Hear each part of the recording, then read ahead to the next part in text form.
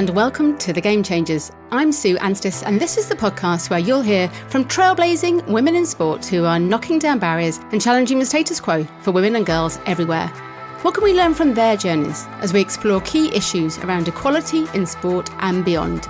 I'd like to start with a big thank you to our partners Sport England, who support The Game Changers through a National Lottery Award. My guest today is Dame Tracey Crouch. Tracey was elected as the Conservative MP for Chatham and Aylesford in 2010 before being appointed Parliamentary Under-Secretary for Sport, Tourism and Heritage in 2015 and then Parliamentary Under-Secretary for Sport and Civil Society from 2017 to 18. Tracey's made headlines a number of times in her career. She was the first serving Conservative MP to take maternity leave and also talked very openly about her breast cancer diagnosis and treatment during the COVID pandemic. In 2018, Tracey resigned from her role as Sports Minister over delays in the crackdown on maximum stakes for fixed odds betting machines, saying the delay was unjustifiable and could cost lives. Politicians come and go, but principles stay with us forever, she said at the time. In 2021, Tracey was appointed to chair a review of English football in response to long-standing issues over the financial sustainability of the men's game.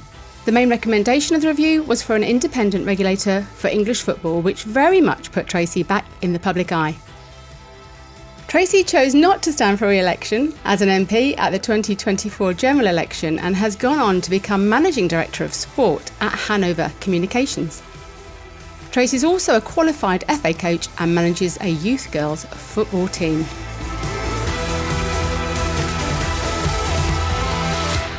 So Tracey, I'd love to start, if I can, by understanding how sport played a part in your own life growing up. It's always been hugely important. I was one of those sporty kids, into everything. I did everything. I lived on an estate with boys. It was just myself and my sister that were the girls on the estate. So if you didn't want to play sport, you just didn't get to play. And I just carried on, really. I could always hold my own, in the football games on the streets or the cricket games or American football, BMXing, whatever it was, I was there. And it forms such an important part of my youth. I didn't really have the network or the infrastructure around me as a kid to do anything in a structured way. So I didn't start playing competitive football until I was at university. And it's just stayed with me ever since. And what sort of an athlete were you? Were you good? Yeah, I was.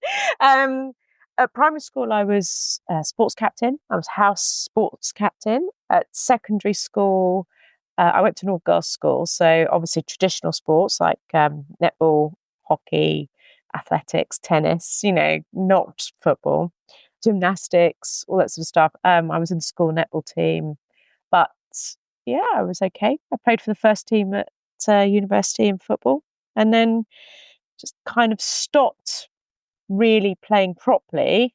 And then that's when I started coaching the girls because I turned 30 and I felt like I was the oldest person on the pitch at football. And I was falling out of love with it really, because it was just, it's not fun when you're being beasted by 16-year-olds. And so that's when I took my coaching badge and I coached girls 10 years. I don't coach anymore, but I did do some coaching at my son's primary school with girls for about 2 years, which I really enjoyed. I was going to ask you about that. It's almost like banded onto all of your bio, isn't it? And she's also an FA qualified coaching a youth team. It's like attached to you forever. I believe you're playing a bit again now. I saw that you kind of started playing. How is that going? Yeah, it's veterans football. I'm enjoying it most of the time. It's perhaps not as casual or as recreational as I thought it might be. A bit more competitive, but yeah, I'm enjoying it. I turned out as well for the seconds a couple of weeks ago. In a cup game, which we won. I got 45 minutes of 11 aside. The vets is 7 aside, so different. And I was playing when I was in Parliament. I was captain of the women's parliamentary football team, so that was 5 aside. So I feel like I've been playing all the disciplines recently. So, but yeah, no, it's fun. Really enjoying it. I remember being at an event, I think at the House of Commons, you came along in your kit. I think you'd literally come from playing a game to one of the meetings. Fantastic. I used to love voting in my football kit because it used to sort of kind of really, raise a few eyebrows. You were probably breaking some sort of parliamentary rule, which I kind of quite liked, and certainly pushing those boundaries anyway.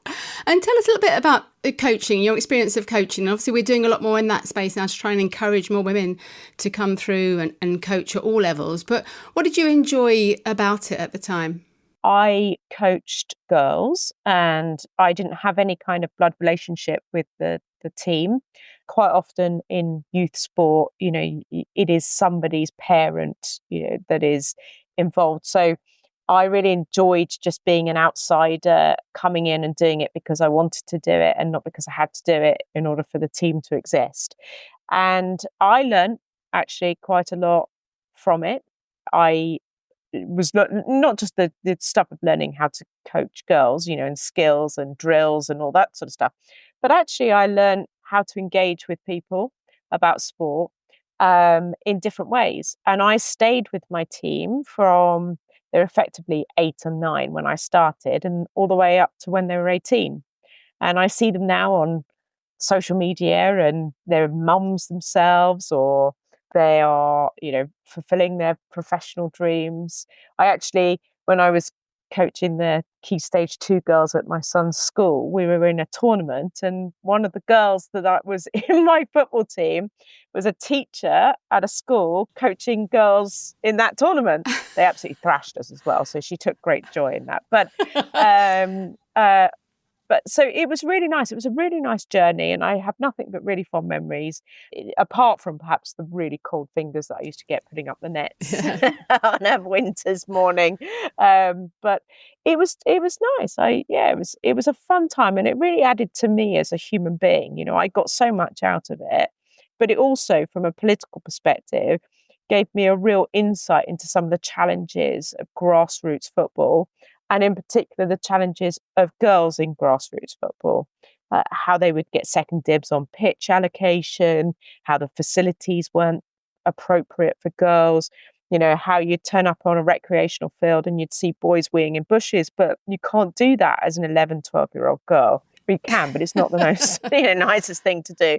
And so, it really opened my eyes to a lot of the challenges. But ultimately, in the day, I got a huge amount from it. Yeah, it's excellent to hear, isn't it? And I think you're the first career politician I've spoken to on the podcast. So was being a politician an ambition for you from a young age? Is it something you felt you might do? So I always say no to that answer. And then you talk to any of my girlfriends at school and they'd say, yeah, no, absolutely. We all knew she was going to be an MP. But I don't really recall being one of those really nerdy kind of, people that sat there and thought that I was going to save the world. I always felt like I was an accidental politician. I studied law at university and so, genuinely thought I was going to go off and be a lawyer. But I kind of fell into politics at A level and then changed my degree halfway through to be law and politics, right. And then just fell into Parliament and then sort of kind of stayed hanging around Westminster for the rest of my life. So I didn't think I ever wanted to be a career politician. Turns out that's kind of what it was. Well, up until recently. And is that a fairly typical route in to kind of come in and work within Parliament and then people progress to becoming politicians, do you think? Yes and no, to be honest with you. There's lots of different routes in. You don't have to work in Parliament to be a politician. In fact, the 2010 intake, of which I was part of under David Cameron, there were lots of people who'd never even set foot in Parliament before. There'll be a lot of people that are now sitting in Parliament who have never been in Parliament before because of the way that they won their seats. A lot of people win their seats by accident and don't necessarily have that experience that others do. But I think it's important to have a mixed bag. I think it's important to have people who have experience of working in Parliament and those that don't. And you just help each other muddle along throughout your career, however long that is. And one of the things about politics, unless you're in a very, very safe seat, your career can be shorter than you think it's going to be. Absolutely. That is always the shocking piece, isn't it? Of overnight your job changes, as it were. You were made Parliamentary Undersecretary for Sport and Tourism and Heritage in 2015. So was that at the time a post that you very much wanted? You talked kind of your love of sport and that side, but I guess it's a broader role than that, isn't it?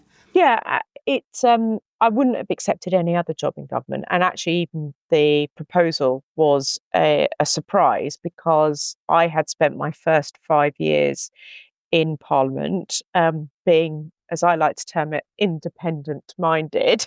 The whips and the Prime Minister might call it other things, but I hadn't always supported the government as loyally as I think they might have hoped.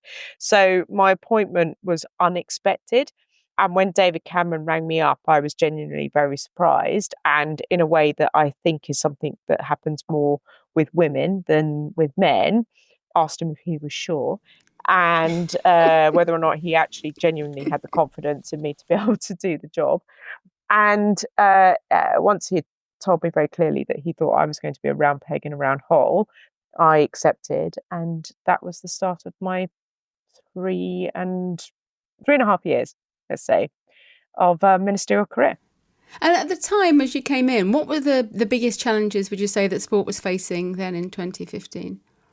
I think it had lost its direction slightly. One of the first things we got started on was a sports strategy. The Active Lives survey had showed that there had been a bit of a flat line in terms of participation. And so we wanted to have a look to see how we could change that, if there were any kind of ways to give it a bit of a kick, give it a bit of boost. But there were lots of different things that just weren't quite working. Governance was one of those aspects. So the sports strategy brought in a new governance code, which changed the way that women were represented on national governing bodies. But there are also other challenges within that. And so really the sports strategy kind of set out the direction for me and then my successors for some time. Actually, it took, I think it was only recently that it was updated.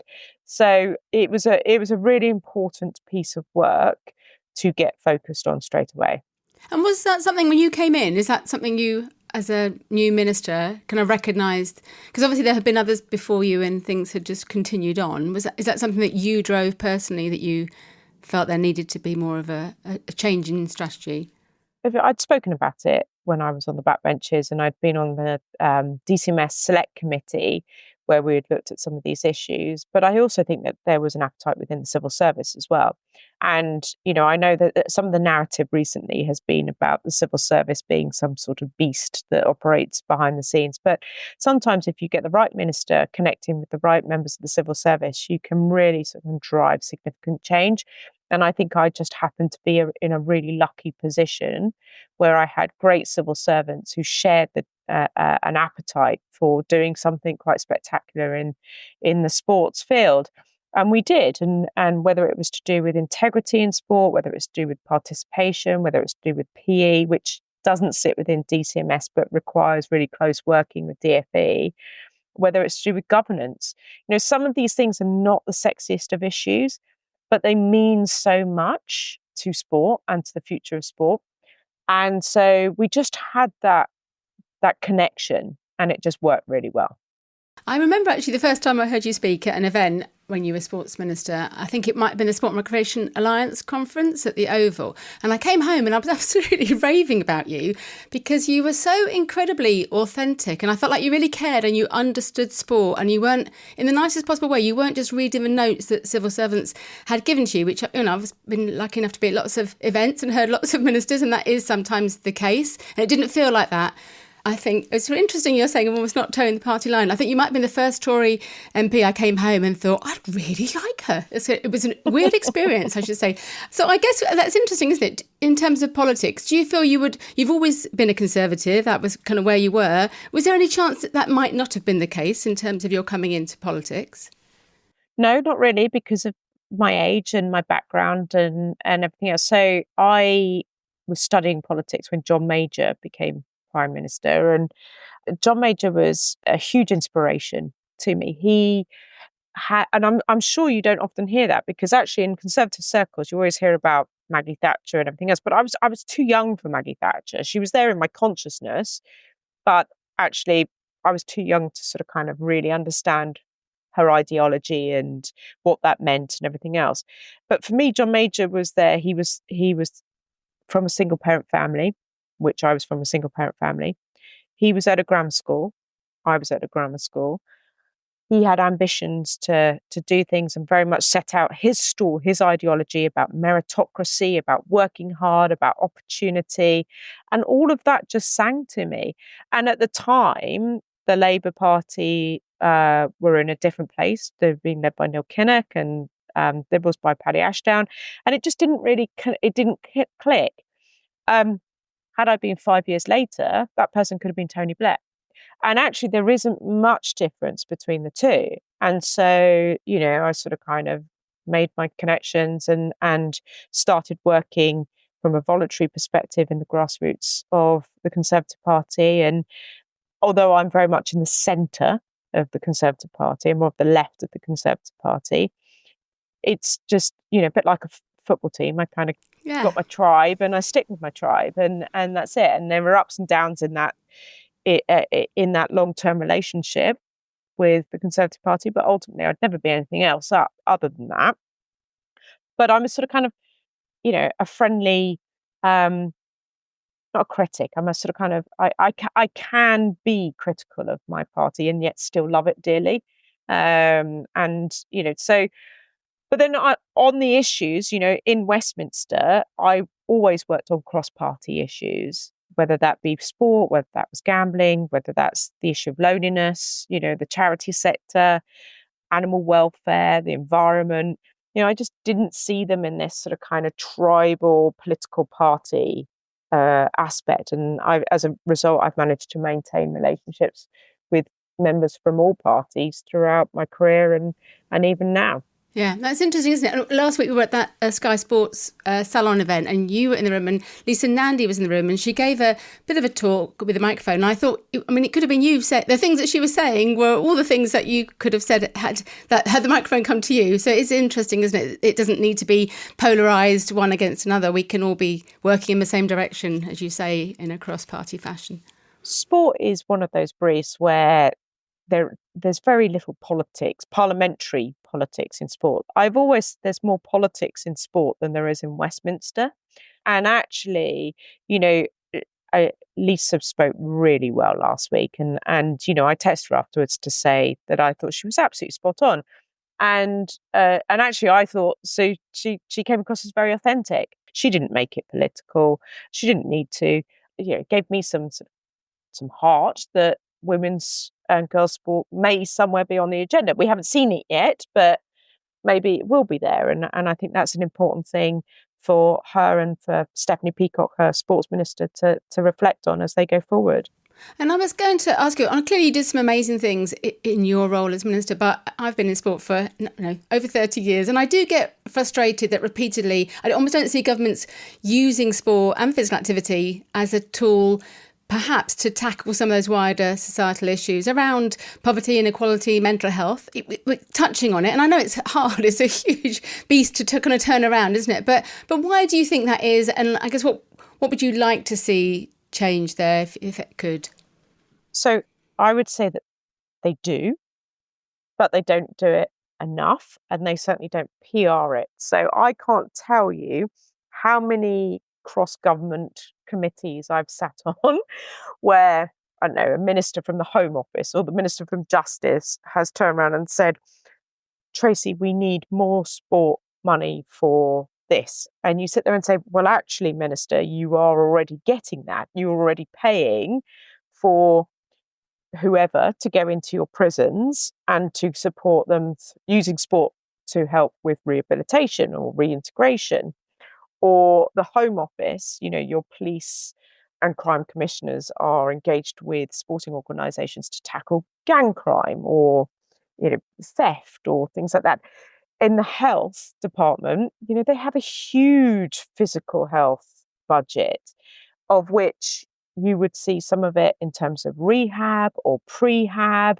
So it is being used. It's just not done in a connected way. And perhaps it's not being well thought through from a strategy perspective.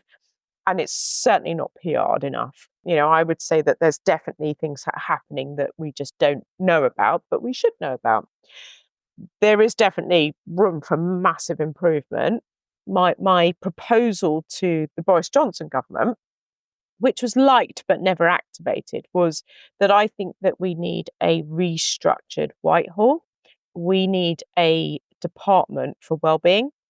And the Department for Wellbeing basically brings together all the bits of other departments that do some kind of physical activity, really focus on that, because at the moment, they're often not the priority issues. So if you take, for example, environment, DEFRA, they have all the access to nature, canals and waterways. That all sits in there. They don't put a real focus on that. School sports sits within DFE. DFE is all about national curriculum and standards. They don't necessarily do much on school sport. So it's like, how can you bring all those bits that are in other departments together under one roof? And I always said that if I ran my fantasy department, the primary mission would be to reduce the Department of Health's budget, because actually this would all be about prevention as well. So you improve people's well-being, you reduce their chances of going into hospital or reduce their diseases and everything else. So actually you end up reducing the budget of the Department of Health. Sadly, never happened. No, and it has. It's interesting, isn't it? Because I've talked to Sue Campbell, to Tanny, and others have said this historically in terms of active transportation and all those different departments. How do you get them all to? So why is that never? Why has that never been a priority? Why is that not? Is it too complicated? Is it? I think there's an element of complicated. I think also some people would just. People always worry about what the Daily Mail is going to say about it, and that it would be some kind of, people would take the mickey and mock it. And, sadly, and I think there is an element of truth in that. But if you look at other countries around the world, they have very similar departments. The UAE, for example, has a wellbeing department. I remember as loneliness minister, I met the Minister for Happiness. It's just like, I want to be the Minister for Happiness. And by the way, the number one way to do that is to get people more physically moving. healthy. But I think there is a complex sort of kind of aspect to it. And you and I have obviously crossed paths a lot too in the space of women's sport. So how are you feeling now about the place where professional women's sport is in terms of funding and equality? It's a big question, but... Yeah.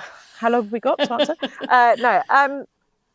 So I think we have come on leaps and bounds, right? I mean, let's be clear. The last 2 decades, we've seen transformation of women's sport into something that isn't just being talked about, and it is happening. Do we have much further to go? Absolutely. Of course we do. But I do think that we should pause and reflect on how far we've come, and we can celebrate where we've got to, without sort of kind of taking our eye off the ball as to where we've got to still go. And I think sometimes we're so busy trying to get to where we're going that we haven't kind of recognised the journey we've been on. And it has been challenging, and I love the fact that we still celebrate pioneers of sports, that, without them, we wouldn't have, for example, today's lionesses. And we've got some really exciting things coming up in the calendar this year for women's sport. And I just hope that, yet again, it gives us another opportunity. Just give it that little nudge along a little bit further, whatever those challenges might be. And there are still enormous challenges. The commercial aspect of it is a huge challenge. And sometimes it's really easy to jump up and down and be cross with people for not investing. But what are they investing in? And why should they be investing in something that isn't yet making them wealthier? Let's be clear, lots of people don't invest for charitable reasons. What is the purpose of it? And so I think that there is still a lot to do. I don't know how we fill all those gaps. I don't know how we answer all those problems or challenges. I don't know what more we can do to get girls active. I don't know how we stress yet again to secondary schools, for example, that they have to offer a diversity of the PE curriculum to get girls moving. I don't know how we continue to overcome challenges around facilities. I don't know how we make it clear that it's okay for a girl to be in a sport. And we see it all the time. I was reading a story over the weekend about two young girls who've been criticized for looking like boys because they play football. It's like how do we overcome these challenges and these barriers? And I just don't know. I don't know the answer to it all. And I wish I did. I wish I had sort of kind of time to sit down and think about them all. But then, it's hard. It's really hard. And obviously you are a massive football fan. You've done a lot within the world of football. Do you ever get concerned that with the ongoing growth and the investment and profile in women's football, that other women's sports, that wider women's sport, might be missing out at all? No and yes, if that makes sense. Because ultimately, at the end of the day, football as a sport, men or women, just football as a sport is huge, right? Arguably the biggest sport in the world. And therefore, it is, as a consequence of it being a hugely popular sport, that women's sport is going to grow on a trajectory that is different to other sports. How do other sports find their voice, their space in that world is really difficult. But that's the same for sport, regardless of whether it's male or female. And, I find it very interesting when you see surveys around Gen Z and what they're watching and how they're engaging with sport and how they're getting into sport. It's like, how do we make sure we're getting the next generation into all sorts of sports? And I love football, don't get me wrong. I mean, I thoroughly enjoy watching the sport, even though I'm a Spurs season ticket holder and it's not the nicest thing to be watching at the moment. But I love watching the sport. But I also like watching other sports. I also recognise that football is not everybody's sport. But what we have to do is we have to give people the ability to see a whole variety of sports and enjoy them for what they are, and not try and just constantly ram football down people's throats. And that's why our media landscape is so important. That's why when I was minister, I was talking to those in charge of what was a far more traditional media platform, sort of back then, only 2015. So, a decade ago, still much more traditional. Getting women's rugby results into the back pages was that was one of my pet missions. I was sitting there saying, I can read right down to grassroots level in men's rugby, but I can't see what Bristol or Harlequins or whoever was doing in the women's rugby. And actually that became a bit of a mission for me. So I just think we just need to carry on the conversation about it. But I don't worry about women's football crowding out other women's sport, because it's just, how do you get other sport in a very crowded football space? Yeah, it's more of a football conversation, isn't it, as well, too? I was going to go back to when you were a minister. You were the first Conservative minister to take maternity leave. And I know at the time you said it wasn't really a big deal because other MPs had maternity leave, and obviously thousands of professional women take maternity leave all the time. But how important was it for you that you were so public about that maternity leave discussion? And I guess also, how did you find that balance of being a young mother and being a politician? God, wasn't that young, Sue? I was 40 when I had Freddie. A new mother, yeah. Actually, do you know what?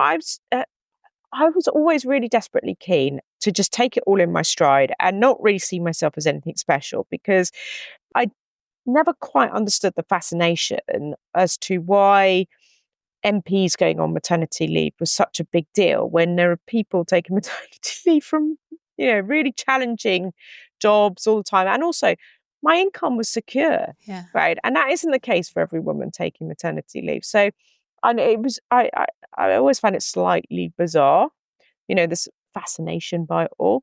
And I just got on in the same way that everybody else does in terms of maternity leave. I had a fantastic ministerial team. I had cover for 3 months anyway from another MP. But I had a great private office who would, sneak questions to me on WhatsApp if they knew that I'd want to be involved.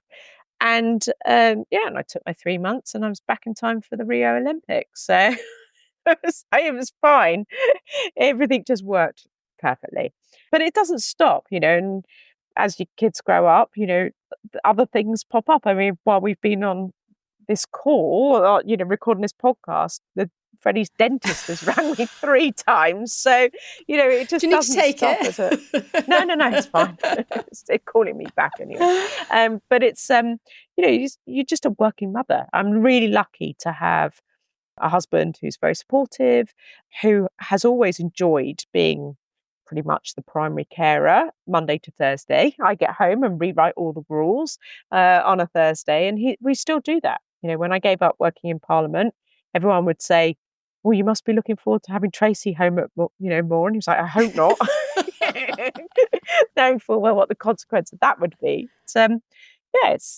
It is what it is, and I just muddle on like every other woman. And sadly, you were diagnosed with breast cancer in 2020 and shared much of that journey very openly. So I guess firstly, how are things today for you? As far as I know, all well. So you never know what's going on underneath, but look after myself and just hope it just carries on, not being there. Yeah. And how was it for you having something so personal for you and the family to be made so public? And I know I've kind of looked back and seen some of the interviews that you gave at the time. And obviously it was during COVID as well too, wasn't it? So a time when people were very concerned about going to the doctors, etc. But were you pleased to be able to use it in that way so publicly to help others? Yeah, for sure. I mean, I was using my local NHS hospital. So part of my reason for going public was that I'd been spotted in oncology a couple of times. And unfortunately, the way of the world as a politician is that someone would buy that information and pay someone a lot of money for that. So I thought actually it was better for me to own the narrative, to own the story, which is why we decided to go public. But as a consequence of that, I know that other people went and got checked, and I know that other people found lumps. And as it happened, I also became a bit of a chemo buddy to people. Actually, a guy who was going through breast cancer saw me on BBC Southeast doing an interview, completely bored from my chemo. And he too was on exactly the same cycle as I was in his chemotherapy, albeit at a different hospital. So we ended up becoming quite good buddies.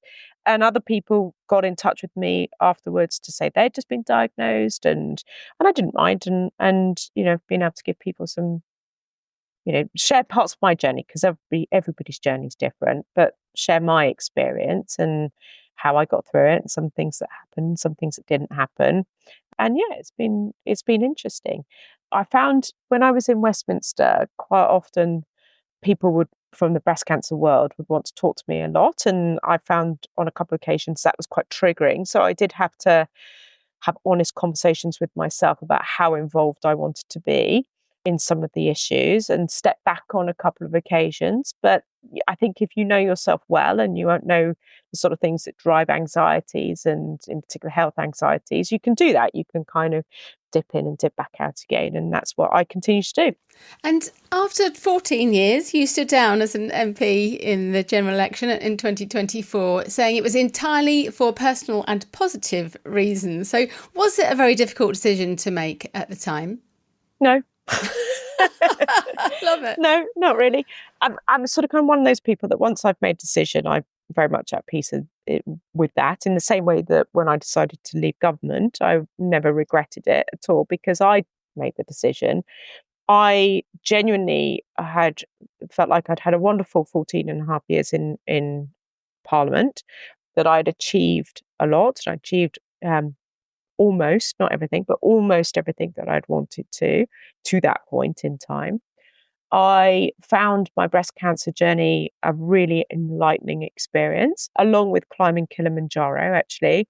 I think the one thing I'd say to anyone who is thinking about climbing Kilimanjaro, it will change your life and it will change your outlook on life. And I did it with some girlfriends, another one who went through breast cancer at the same time as me.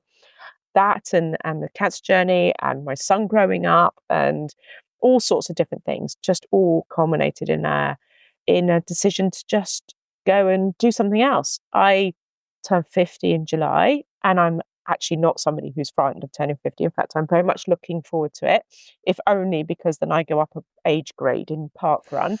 And I'm like fully embracing it.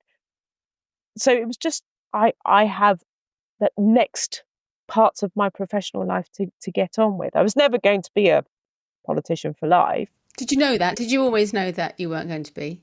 Well, I thought you might be PM one day. I thought you'd be a marvellous Prime Minister. Oh gosh, don't. Honestly, I remember having this conversation. So I've never wanted to be Prime Minister. And I had a lovely friend of mine came into Westminster in the middle of Boris Johnson's sort of kind of tribulations. So we say trials and tribulations. Very polite. Yeah. And she said exactly the same thing, Sue. I think you should be Prime Minister. I was like, I don't want to be Prime Minister. And she said, trouble is, you've got imposter syndrome.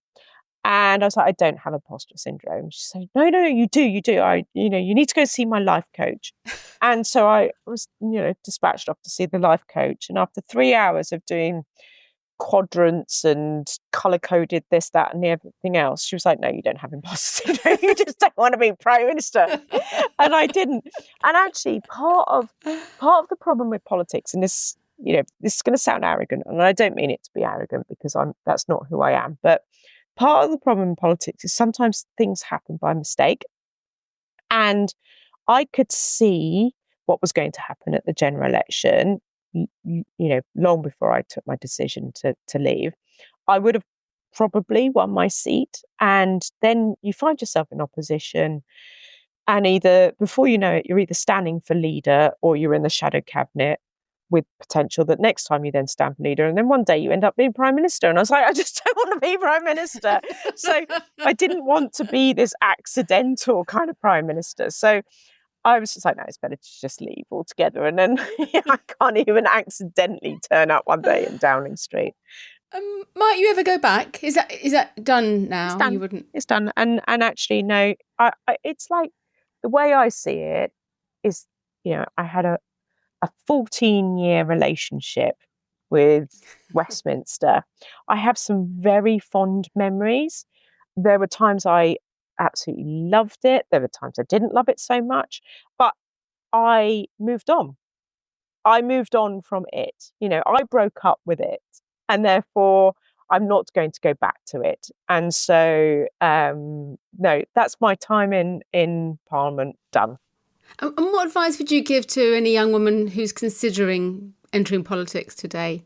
So it's an incredible career. It's a credible opportunity for someone who is passionate, who's driven, sort of kind of try and make a difference, as long as you understand what the boundaries are.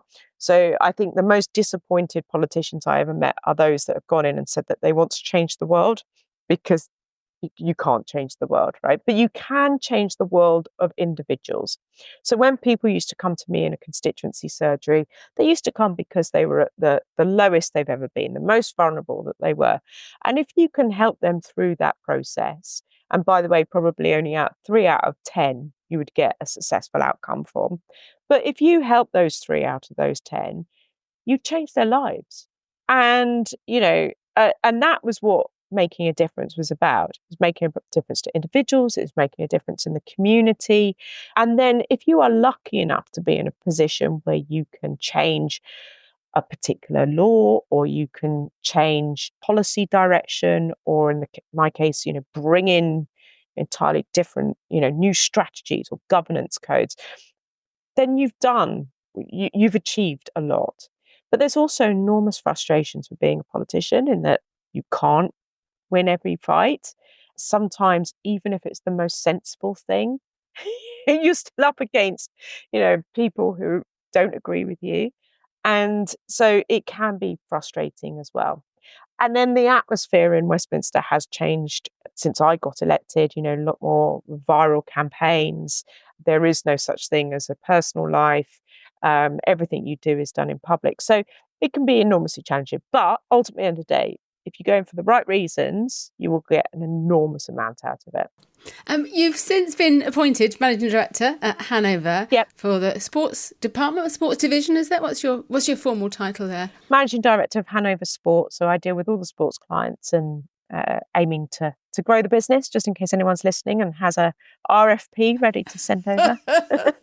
We'll put a little link in the show notes here. I must admit, I was surprised at the time when I saw the news, and then I discovered, kind of researching you'd had these big roles in communications in the past before you become an MP anyway. So kind of how have you found that role? And does it feel very different coming back out of politics, or is it like going back to your old life pre-politics? It's a bit of both. I was at a slightly lower level when I was in consultancy before and communications before. So it's nice to be at a more senior level. But, I am learning a lot about society that moved on in those 14 years that I was inside. I do keep on saying inside. I do. I mean, because it's an institution, right? So I do keep saying to people that this is like a reintegration back into society. So but yeah, it's fun. It's really fun. So I'm enjoying it. I'm a very positive person. What do you miss? Is there anything you miss around anything significant that you miss around your days as an MP? I miss my friends. I miss the ability to change things. Yeah, so all sorts of, those sorts of things. But you're enjoying lots of not being an MP too, I feel. Exactly. And in 2024, you were made a Dame in the Special Honours for your contribution to parliamentary and public service. Is that anything you would ever have envisaged when you were a young student studying politics at university? Not at all. Never mind the university bit. I mean, kicking a football around the streets of Hythe in Kent. I'm just like, I mean, I was a feral child. So the idea that now somehow I'm a Dame Trace, you just don't. You just don't think anything of it. But no, I mean, it was a great honour. It was a real privilege. And, I still sometimes, think, what on earth did I get it for? But then I also have to sometimes just recognise that I did do some positive things as well. And maybe that is actually what it's about.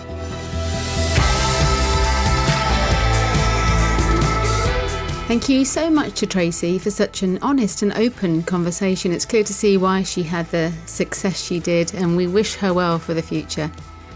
If you'd like to hear from more Trailblazers, there are over 200 episodes of The Game Changers that are free to listen to on all podcast platforms or from our website at fearlesswomen.co.uk.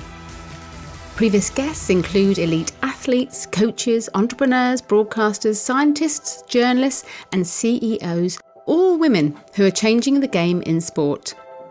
As well as listening to all the podcasts on the website, you can also find out more about the Women's Sport Collective, a free, inclusive community for all women working in sport. We now have over 10,000 members from across the world, so please do come and join us. The whole of my book, Game On, The Unstoppable Rise of Women's Sport, is also free to listen to on the podcast. Each episode of Series 13 is me reading a chapter of the book. Thank you once again to Sport England for backing the Game Changers and the Women's Sport Collective with a National Lottery Award. And also thanks to Sam Walker at What Goes On Media, who does such a brilliant job as our executive producer.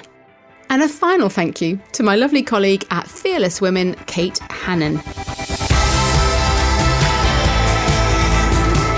You can find the Game Changers on all podcast platforms, so please follow us now and make sure you don't miss out on future episodes. Come and say hello on social media, where you'll find me on LinkedIn and Instagram at Sue Anstiss. The Game Changers, fearless women in sport.